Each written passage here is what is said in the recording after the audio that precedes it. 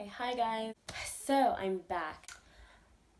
I really don't know what I want this channel to be now, but I don't know. I think I just want to continue sharing my thoughts and just my discoveries.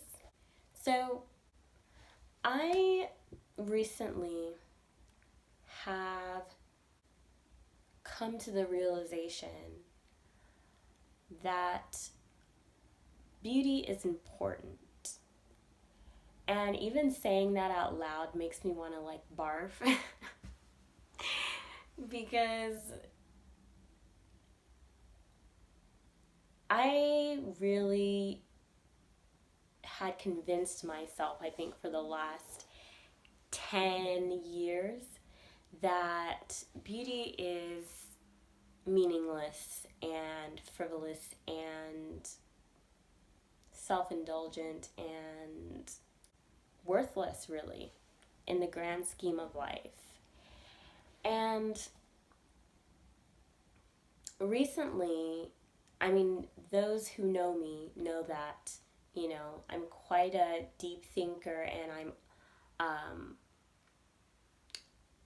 a real, like a real kind of believer in Jesus Christ. So I do actually read my Bible. I actually do pray a lot and meditate on ideas.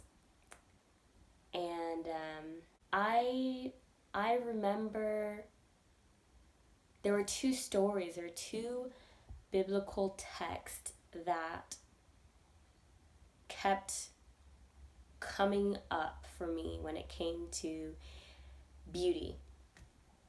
One was Esther, the story of Esther. Everybody knows the part of Esther's story where she is basically pampered and beautified for a year, and then she wins basically a beauty competition and gets to marry the powerful king. And that story, like, I loved that story just because of what it ended up being, which was she saved her people and she saved herself, and her faith in God was solid, even though she lived in basically a harem, basically a house full of women who were just there to satisfy the king, right? But that story was very confusing to me. Like, why why put her through a year of beautification? Like, why have her enter into that space in that way? I'm asking God these things. Like, why would you have a woman who was perfectly fine? She was enjoying her quiet life with her uncle, or her cousin, sorry, Mordecai. She was devoted to you. She was chaste and modest, and you took her out of this quaint life, you know, modest beauty, and you plunged her into, you know, like the Kardashian family. Okay?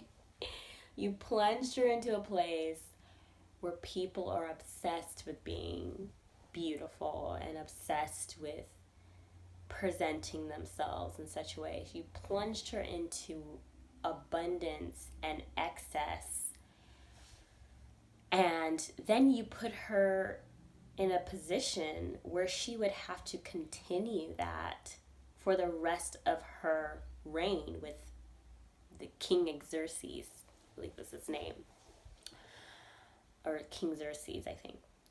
Um, why would you? Why? Like, it didn't make sense to me. Why you couldn't just raise her up when you needed her, as chaste and as modest as she was, and as plain as she might have been? You know, why couldn't she have married like a nice Jewish man in the city and stood up for her people from there? Why make her go through a year of, makeup artists and jewelry experts and clothing and color, this woman was basically the pretty woman before Pretty Woman came out, okay? Plucked from her modest circumstances, plunged into wealth and abundance, pampered, beautified, made into a queen. Why?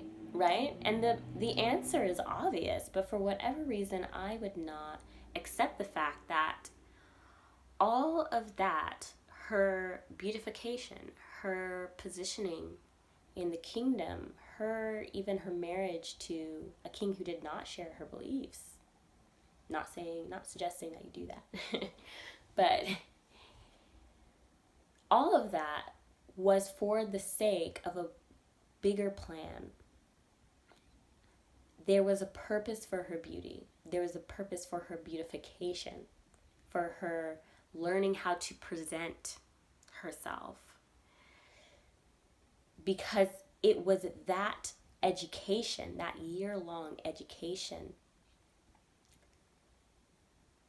that gave her the tools, perhaps even the weapons, that she used to protect her people. People know that before Esther appeared before the king, she fasted. And like many people, that's all I focused on, was the fact that, Esther went to God and she prayed and she fasted, and that's what gave her the power. And yes, it did. But honestly, what I came to the realization of, the epiphany that was dropped into my heart, was, what was she receiving during that time she was praying? What was she receiving when she was fasting? Because you receive something when you pray. You receive something when you fast. And it became clear to me that she was receiving, insight on how to present herself when she went to go and see the king. I believe the Bible even describes how after she fasted, she actually adorned herself. She put herself together in a specific way in order to, increase her chances of being seen instead of punished. And the punishment was fatal. She could have been killed. And that was the first story that kind of made me feel super guilty about what I was doing with myself, which was just neglecting my looks, didn't even care. Like, I even took pride in not, putting on, am I even in frame right now? I even took pride in, not putting on makeup, not dressing, I almost took pride in it. And that was the first story when I was kind of meditating on it, that I was like, what have I been doing? What have I been doing? That's not okay. It's not okay to neglect that side of yourself. It's not okay to want to hide your light under a bucket. Put it on a hilltop so that all can benefit, all can see. It may seem shallow and meaningless to put on a coat of makeup, like a fresh coat of paint. Put on some makeup, do your hair, put on a nice outfit. Might seem ridiculous, but that is you putting your light, the light that you have inside of you, on a hilltop. That is you allowing God to use all of you, not just, you have a great brain. That's completely true, and you should accept and be proud of those things. You have a great brain, you have a great spirit, you have a great personality, wonderful things. But then don't take all of that wonderfulness and hide it under neglect, which is what I was doing. I'm really talking to myself. So anyways, that was the first story. I think this this video might be a bit long. So I might tell you the other story the revelation I got from another story in the next video. But I did want to just leave you with this, and that is, put your light on a hilltop. You've spent your years building yourself up as a person. You have worked on yourself emotionally, mentally, spiritually, physically even, eating well, exercising, getting in that time with God, working on your reactions, paying attention to places that you can improve. But do not neglect something that you might think is just shallow. Because it is that very thing that is surface level that might open the door for someone to experience all those other wonderful treasures about you. Yeah, so I don't know what I'm going to call this video. Maybe the purpose of beauty. How about that?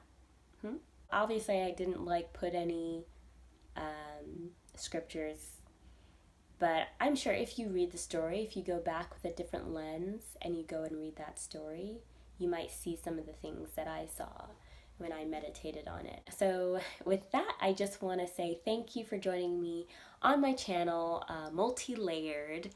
That's multi, L-Y-R-D. And until next time, have a great day.